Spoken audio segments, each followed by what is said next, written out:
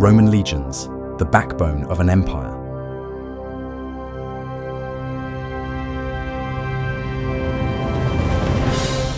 The Roman legions were among the most efficient and disciplined military forces in history, enabling the Roman Empire to expand its power and dominate much of the known world. Thanks to their outstanding organization, tactics, and strategy, the legions were nearly unbeatable on the battlefield, ensuring long-term stability, order, and security across the empire. This military might played a role not only in combat, but also significantly contributed to governing the empire, spreading Roman culture, developing infrastructure, and maintaining order in newly conquered territories. Sit back and join us on a journey through the history of the Roman legions as we explore their fighting style, recruitment, pay, ranks, famous battles, symbols, and the lasting influence they've had on today's world.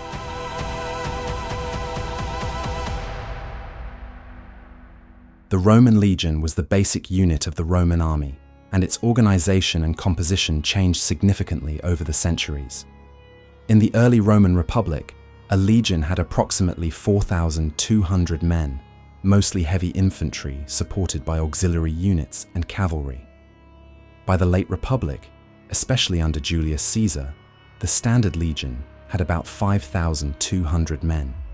It was divided into 10 cohorts, each made up of 6 centuria with 80 men each. The first cohort was elite and usually consisted of 800 men. The smallest unit was the contubernium, a group of 8 soldiers who shared a tent and equipment. Under Emperor Augustus, further reforms were implemented, reducing the number of legions to 28 and reserving service in them exclusively for Roman citizens. Auxiliary forces, auxilia, made up of non-citizens, provided specialized units, especially light infantry and cavalry. After 25 years of service, soldiers in these units were granted Roman citizenship. In the 3rd century CE, legions were reduced to between 1,000 and 1,500 men to increase flexibility and rapid response capability. This change reflected the growing need to protect the vast borders of the empire and deploy smaller mobile forces. In the later period of the empire, especially under Emperor Diocletian and his successors, the army underwent another reorganization. New units were created, such as the limitanae, border guards, and the comitatenses, field armies, adapting to the empire's changing military needs. Many legions founded before 40 BCE remained active at least until the 5th century. For example, the 5th Macedonian Legion, which participated in significant conflicts, including the Battle of Actium in 31 BCE and the Jewish War in 66 to 70 CE, was eventually stationed in Egypt, where it remained documented until 637 CE, just before the Islamic conquest. On the other hand, 17th, 18th, and 19th Legion, founded by Augustus around 41 BCE, were destroyed in the Battle of the Teutoburg Forest in 9 CE and were never reconstituted.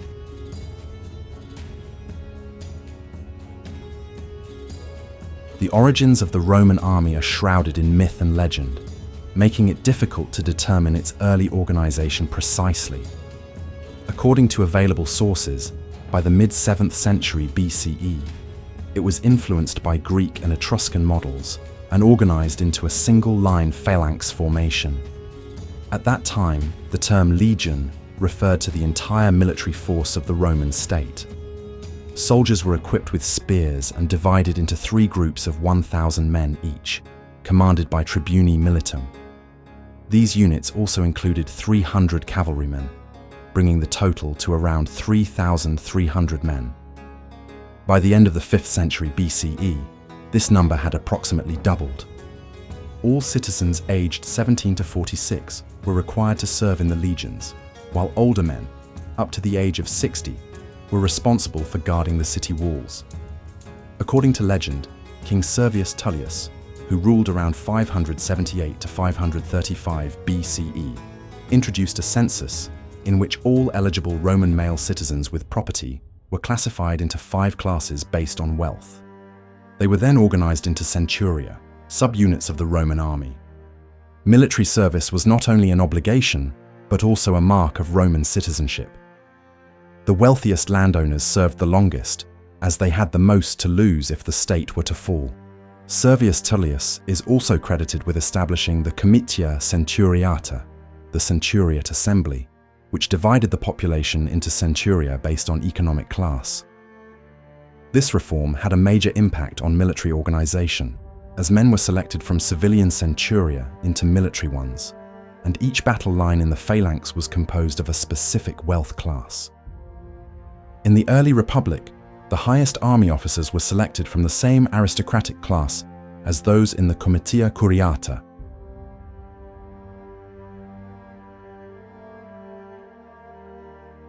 After the monarchy was overthrown and the Roman Republic established, the Roman legion was reorganized and split into two separate units, each assigned to one of the consuls. At that time, a legion numbered nearly 5,000 men. As Rome's power grew during the 5th and 4th centuries BCE, the Romans began fielding multiple legions simultaneously, with each one paired with an equally sized contingent of Latin or Italic allies, raising the total unit strength to roughly 9,000 men. Only citizens with a certain amount of property were conscripted into the army, as it was believed that wealthy citizens had higher morale and a stronger motivation to defend the state. In the 4th century BCE, new criteria were added to the wealth-based classification: age and experience. This system is credited to Marcus Furius Camillus, who introduced military pay, allowing legionaries to serve in the field continuously for several years.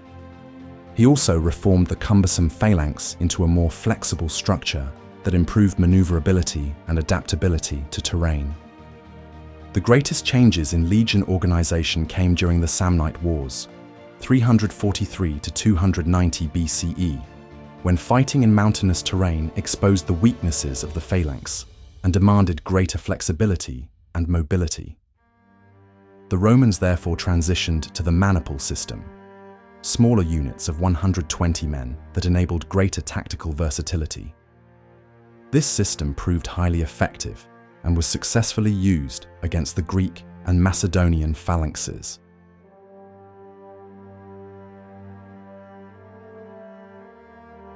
The reorganized legion was divided into several types of units. Velites were light infantry drawn from the poorest citizens who could not afford heavier armor. By throwing light javelins, they weakened enemy lines, protected the heavy infantry during movement, and served as scouts. Thanks to their mobility and light equipment, they were capable of confronting war elephants, typically by attacking from the flanks or rear. Equites formed the cavalry component of the Roman army and initially belonged to its most prestigious units. Cavalry service was intended for wealthy young men who could afford their own gear. In battle, the cavalry conducted reconnaissance, flanked the enemy, disrupted formations, and engaged enemy horsemen. If greater stability was needed, some cavalrymen dismounted and fought on foot.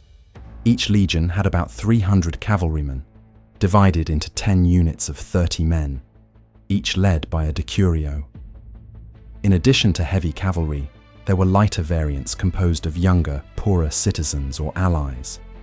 Heavy infantry formed the core fighting force of the legion and was divided into 3 lines based on experience and equipment. In the front line stood the hastati, young, less experienced soldiers, often of uncertain quality.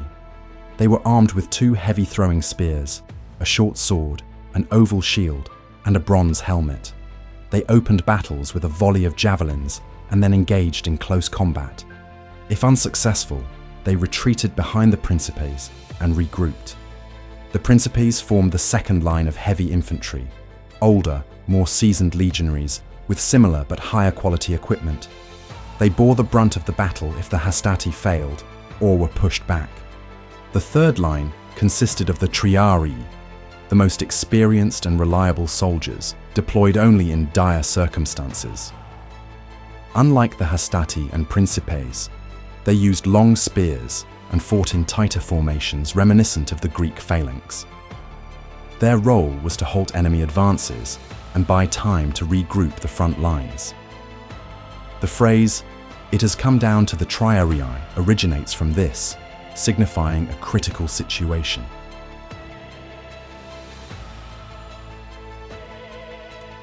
Over time, the heavy infantry was standardized and equipped with two-pilar, heavy javelins, a short sword, gladius, chainmail armor, lorica, hamata, a helmet, galea, and a rectangular shield.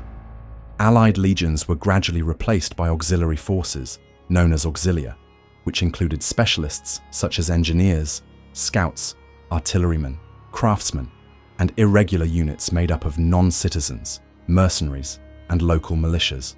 These units were often organized as light cavalry, light infantry, or velites. There was also a reconnaissance group of 10 or more lightly armed riders called speculatores, who served as messengers or an early form of military intelligence. A typical legion at this time included 5,200 legionaries and a considerable number of camp followers, servants, and slaves. With auxiliary units, a legion could reach up to 11,000 combatants. During the late Roman Empire, the size of a legion was reduced to approximately 1,000 men to simplify supply and administrative control of the territories they monitored. The number of soldiers also varied based on losses sustained during campaigns. For example, Julius Caesar's legions in Gaul often had around 3,500 men. While tactics remained largely unchanged over time, the effectiveness of legions significantly increased due to professional training. Roman legionaries fulfilled many other important functions beyond their primary military role. Since there was no professional police force, provincial governors used legionaries to maintain order and protect key locations. Lacking a broad civil administration, the empire relied on the military to handle administrative tasks. Senior officers acted as judges in disputes between locals, and the army played a major role in tax collection. Legionaries also spread Roman culture in the provinces where they were stationed. As they settled in those areas, towns often sprang up around them, evolving into large urban centers. By marrying into the local population, they contributed to the Romanization of the provinces they protected. Legionaries also served as a source of labor and technical expertise. Much of the infrastructure that connected the empire was built by legionaries. Roads, canals, and bridges were their work, as were defensive structures like forts and walls. Hadrian's Wall, a monumental example of Roman engineering, was built by 3 legions stationed in the area. Legionaries did not limit themselves to major construction projects. Surveyors, doctors, craftsmen, and engineers in the army were also used for various civil services, alongside their regular military duties.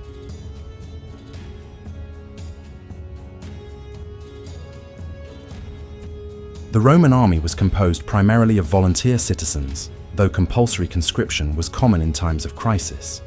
This practice continued during both the Republic and the early Empire. The state provided recruits with equipment and did not require property qualifications, allowing even the poorest citizens to enlist. The profession of a legionary was considered honorable and esteemed, offering steady pay, solid retirement benefits, and certain legal privileges.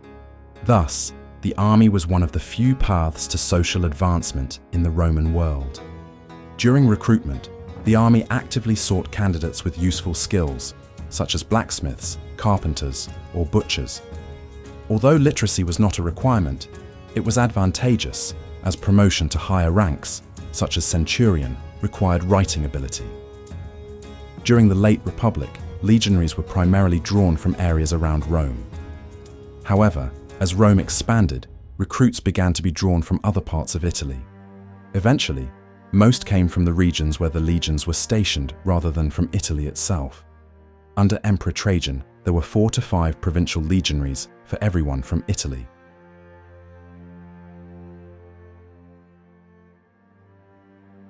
A Roman legionary was armed with 3 primary weapons: the throwing spear, pilum, the short sword, gladius, and a shield, which evolved from an oval to a rectangular shape. The shield typically measured around 75 to 80 centimeters wide, 120 centimeters tall, and up to 7 centimeters thick. Legionary tactics involved initially throwing the spear to break enemy shields and injure the soldiers behind them. Even if the spear did not pierce the shield, the bent tip made it hard to use the shield afterwards.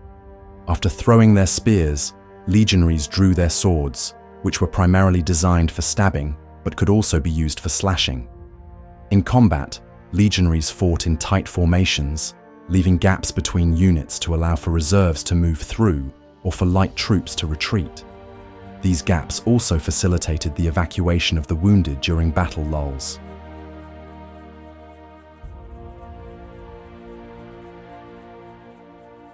The highest-ranking commander was the legatus, who led several legions and was often also the provincial governor.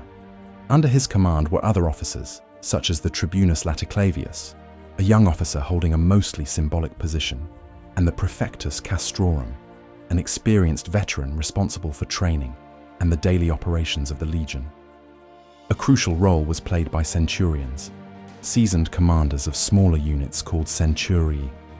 The most important centurion, the primus pilus, commanded the first unit of the legion and commanded great respect. Other centurions led additional parts of the legion and maintained order. The army also included specialists, such as the aquilifer, who carried the sacred eagle of the legion, or the signifer, responsible for the unit's finances and standard. Other soldiers, known as immunes, performed specialized tasks such as healing, weapon manufacturing, or equipment maintenance.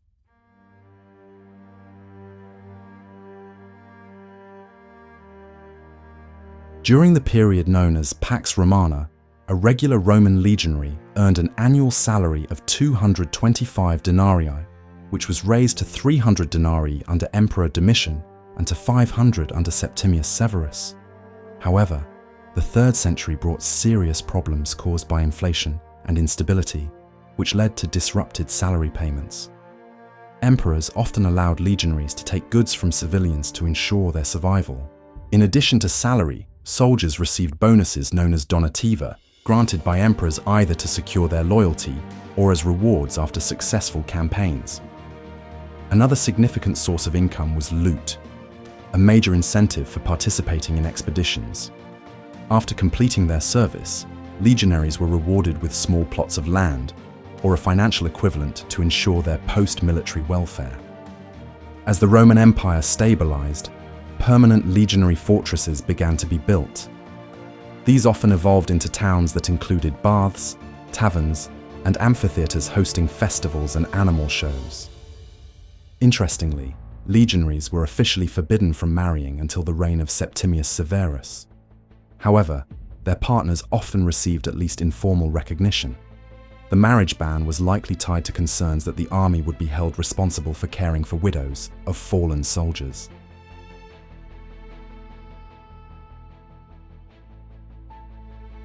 Roman legionaries typically ate 2 to 3 meals a day, with prandium, breakfast, and cena, dinner, as the main meals. Their diet was based on grain, which made up around 60 to 70% of a soldier's total ration. Grain was usually processed into bread or porridge, and during campaigns, it was baked into a hard biscuit called hardtack, which was durable and easy to transport.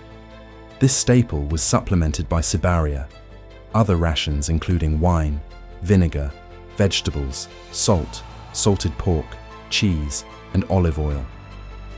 Fruit was not commonly included in their standard rations. Outside these rations, soldiers could enrich their diet through trade, foraging, or pillaging during campaigns. As a result, their diet was fairly nutritious and provided enough energy for demanding tasks.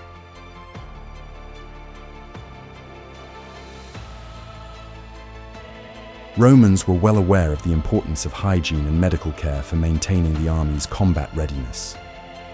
Each permanent fortress had its own hospital, where doctors treated injured and sick legionaries. Medical staff also isolated infected soldiers, significantly reducing the spread of disease. Roman camps and fortresses were carefully planned with a focus on fresh water supply and wastewater disposal. This helped legionaries avoid diseases that plagued other ancient armies. Engineers ensured that clean water flowed into camps and wastewater was safely carried away from drinking sources. Legionaries who suffered serious or permanent injuries could receive a missio causaria, a medical discharge from the army. This status came with various benefits, including exemption from some taxes and civic duties. Thus, the Roman army appealed not only to those seeking glory and wealth, but also to those looking for a secure future. The Roman emphasis on hygiene and care for soldiers was one of the main reasons the army maintained its strength and effectiveness for such a long time.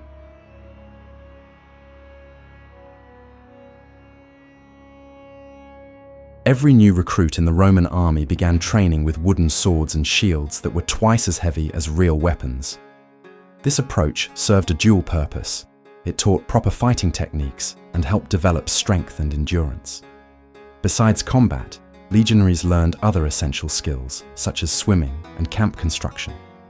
The core of Roman military training, however, was discipline. Recruits underwent up to 6 months of intense training, twice a day, before becoming full-fledged soldiers, milites. Even after joining a legion, drilling continued. Roman soldiers constantly had to improve not only their combat skills, but also their organization and coordination in the field. Forced marches in tight formations with full gear were a key part of this. One of the main goals of training was to eliminate fear, which could be fatal on the battlefield. Harsh physical and mental training ensured that a legionary could suppress fear and act according to practiced drills. The Romans also used another kind of fear of harsh punishments. The historian Josephus summarized it as follows: "The Romans are prepared for war even through fear. Their laws prescribe death not only for desertion but also for laziness and idleness."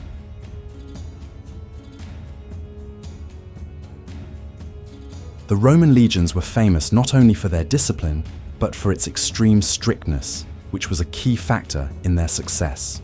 Rules were strictly enforced, and punishments ranged from mild to extremely harsh. For minor offenses such as breaking rules or disobeying orders, a legionary could receive reduced food rations, be demoted, or face financial fines. Being fed barley instead of regular grain was considered a humiliating punishment. Public flogging was common, with the most brutal form being beating with a flagrum, a short whip with weighted ends that caused deep wounds. More serious offences, such as desertion or endangering fellow soldiers, were often punished by death. One of the most notorious punishments was fustuarium, in which the guilty soldier was beaten to death with clubs by his own comrades. If an entire group was being punished, the commander would select a few individuals for execution, while the rest were expelled from the camp and left to fend for themselves. The most feared punishment was decimation. Every 10th man in a unit was chosen by lot and beaten to death by his fellow soldiers. This extreme penalty was applied primarily in cases of mutiny or mass failure in battle, aiming to restore discipline and deter others. Although rarely used, the threat of decimation constantly loomed over the legionaries.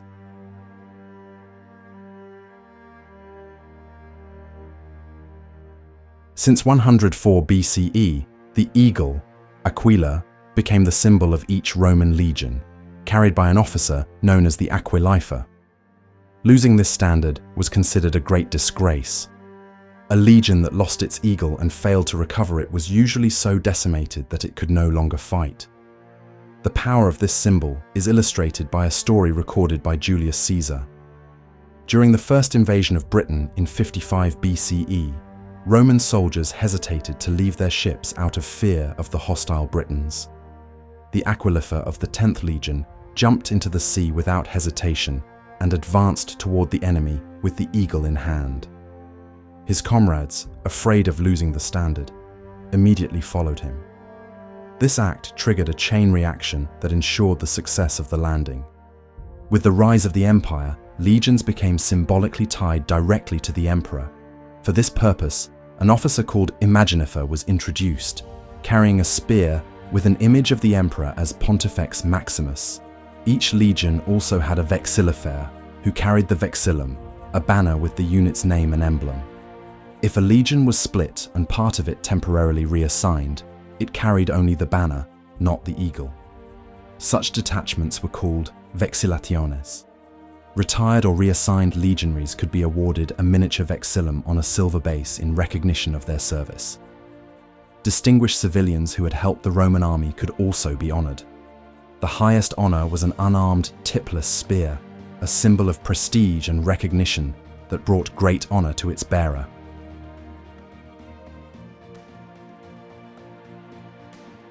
The Battle of Cannae in 216 BCE during the Second Punic War is considered one of Rome's greatest military disasters. Carthaginian general Hannibal demonstrated a revolutionary encirclement tactic. His army, made up of various allies, surrounded and annihilated almost the entire Roman force of about 80,000 men.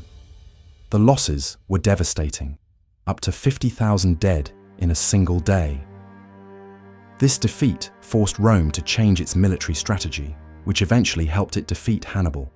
At the Battle of Alesia in 52 BCE, Julius Caesar faced the Gallic leader Vercingetorix during the siege of the city of Alesia. Caesar displayed exceptional tactical skill by building a double line of fortifications, one facing the city, the other facing incoming Gallic reinforcements. Though heavily outnumbered, his disciplined legions managed to repel attacks from both directions. Vercingetorix ultimately surrendered, leading to the subjugation of Gaul and strengthening Caesar's power. The naval battle of Actium in 31 BCE decided the fate of the Roman Republic. The fleets of Octavian and Mark Antony with Cleopatra clashed in a decisive engagement that determined the future ruler of Rome. Though Mark Antony had numerical superiority, his fleet was crushed thanks to the superior strategy and experienced commanders of Octavian, such as Marcus Agrippa. This victory led to the downfall of Mark Antony and Cleopatra and enabled Octavian to become the first Roman emperor, Augustus.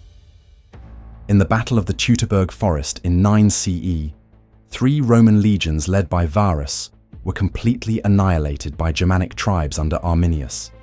Varus was lured into an ambush in dense forest terrain, where the Germans used the environment to attack the marching Roman troops. The outcome shocked Rome and led to the abandonment of efforts to conquer Germania east of the Rhine. The Siege of Masada, 73 to 74 CE, was the final act of the First Jewish-Roman War. Legions led by Lucius Flavius Silva besieged the mountaintop fortress defended by Jewish rebels. The Romans gradually built a massive ramp and assaulted the stronghold. However, upon entry, they found all defenders dead, having committed mass suicide rather than fall into captivity. The Battle of the Milvian Bridge in 312 CE was a turning point in Christian history. Emperor Constantine the Great faced his rival Maxentius. According to legend, Constantine saw a vision of a cross with the words "in hoc signo vinces," meaning "in this sign you will conquer," which led him to adopt Christianity. Constantine won the battle and became the sole ruler of the whole Roman Empire. The Battle of Adrianople in 378 CE is often considered the beginning of the end of the Western Roman Empire. Gothic tribes led by Fritigern decisively defeated the Roman army commanded by Emperor Valens. The Romans failed tactically and most of their army was massacred, including the emperor himself. The battle revealed the weaknesses of the Roman military and signaled the rise of barbarian tribes, which eventually contributed to the empire's fall.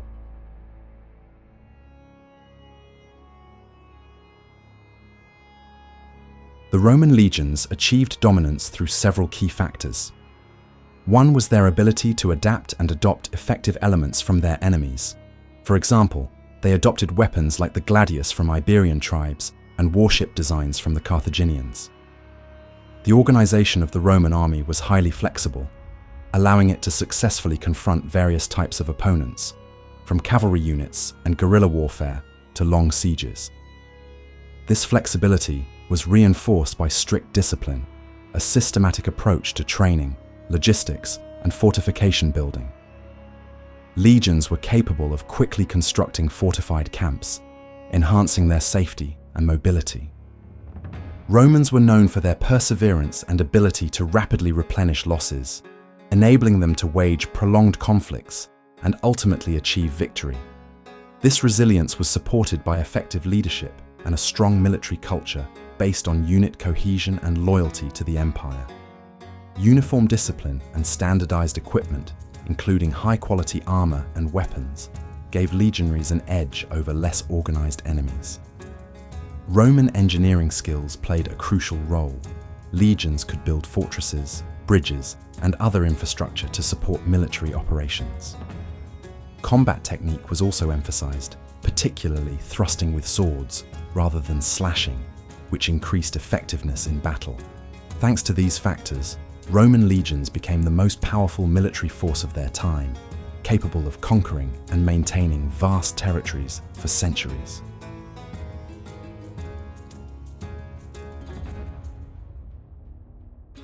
At the beginning of the Roman Empire, from 27 BCE to 284 CE, the Roman army underwent major changes that transformed it into one of antiquity's most effective military forces. During the civil wars, generals often created their own legions and numbered them arbitrarily, leading to multiple legions with the same number, e.g., several units called 10th Legion. Some legions were also merged into a single unit known as gemina, twins, a practice later institutionalized by Augustus. After the civil war against Mark Antony, Augustus had about 50 legions at his disposal, politically and financially unsustainable. He reduced the number to 28, which later fell to 25, after the catastrophic Battle of the Teutoburg Forest, where 3 legions were destroyed by Germanic warriors. Augustus not only reduced the number of legions, but also regulated soldiers' pay and increased the number of auxiliary units, auxilia, which equaled the number of legionaries. This era also saw the formation of the Praetorian Guard, an elite unit protecting the emperor, and the permanent Roman navy, often manned by liberti, freed slaves. A key reform was the institutionalization of legions. They were no longer raised for specific campaigns, but became permanent units stationed in fixed bases, known as castra legionaria. Augustus's military reforms proved effective and economical, and most of his successors followed them. New legions were formed only as needed and based on the empire's budget. During the Pax Romana, or the Golden Age of the Roman Empire, the standing army grew to about 30 legions, each with roughly 5,120 legionaries, usually supported by an equal number of auxiliaries. The total force under a legion commander could reach up to 11,000 men, and in some cases even 15,000 to 16,000, equivalent to a modern division. By the end of Emperor Septimius Severus's reign, 1930 to 211 CE, auxiliaries made up 55 to 60% of the entire army, amounting to about 250,000 of the total 447,000 troops.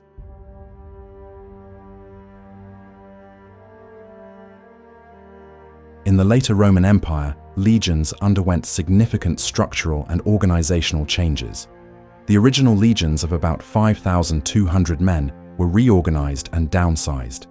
Newly formed elite units called Legiones Palatinae had around 1,000 men. This reorganization was part of wider military reforms by Emperor Diocletian and his successors, aimed at increasing flexibility and efficiency. During the 4th century, the number of legions increased significantly, and each centuria was equipped with a ballista, while each cohort had an onager siege engine, providing considerable firepower during sieges and fortress defenses. These machines were operated by 10 artillerymen and transported on wagons drawn by oxen or mules. In the later period, such weapons were even used as field artillery in battle or for supporting river crossings. Despite numerous organizational changes, the legionary system survived the fall of the Western Roman Empire and continued in the Eastern Roman, or Byzantine Empire, until the 7th century. Emperor Heraclius's reforms, which led to the creation of the thematic system, further transformed the military. Nonetheless, the Byzantine army retained elements of the Roman legions, particularly in discipline, strategic thinking, and organization.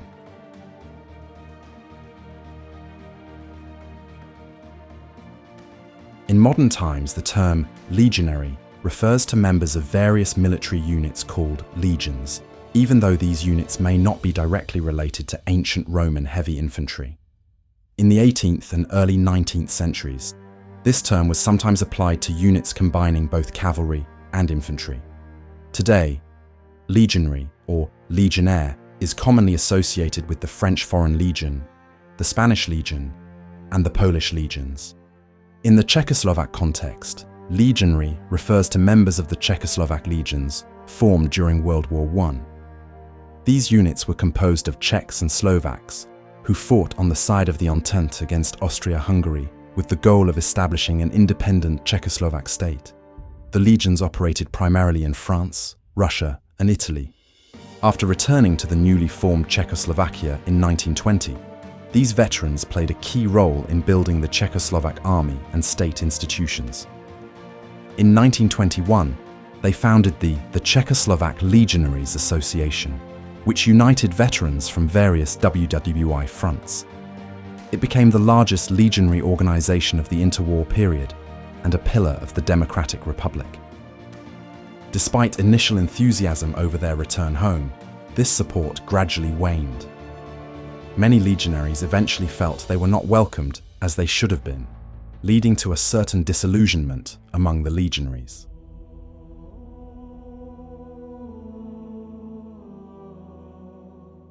Movies and series depicting Roman legions offer a fascinating glimpse into the history of ancient Rome, its military might, and cultural legacy. Among the most notable works is Gladiator, the epic historical film by director Ridley Scott, in which Russell Crowe portrays Roman general Maximus. After being betrayed by Emperor Commodus, Maximus becomes a gladiator and seeks revenge for the murder of his family. The film won the Academy Award for Best Picture and is praised for its powerful battle scenes and authentic depiction of Roman culture. The Eagle follows the story of young Roman commander Marcus Aquila, who ventures into uncharted Scotland to recover the lost symbol of his legion, the Golden Eagle. The film offers a suspenseful narrative and insight into the life of Roman soldiers beyond the borders of the empire. Centurion tells the story of Roman officer Quintus Dius, who, along with a handful of survivors, attempts to escape hostile Picts after their legion is destroyed. The film is known for its realistic portrayal of military tactics and brutal combat scenes. The Last Legion takes place during the fall of the Roman Empire. Young Romulus Augustus, after being overthrown, leaves Rome and embarks on a perilous journey to form a last legion of loyal soldiers. The HBO television series Rome provides a detailed depiction of political intrigue, military campaigns, and daily life during the transition from republic to empire. And that's all from us on the topic of Roman legions. What do you think about this mighty force of the ancient world? Where did the Romans go wrong, considering that even with such an organized army, they failed to hold on to their empire? Want to hear more stories like this? What specific topics interest you? Let us know in the comments.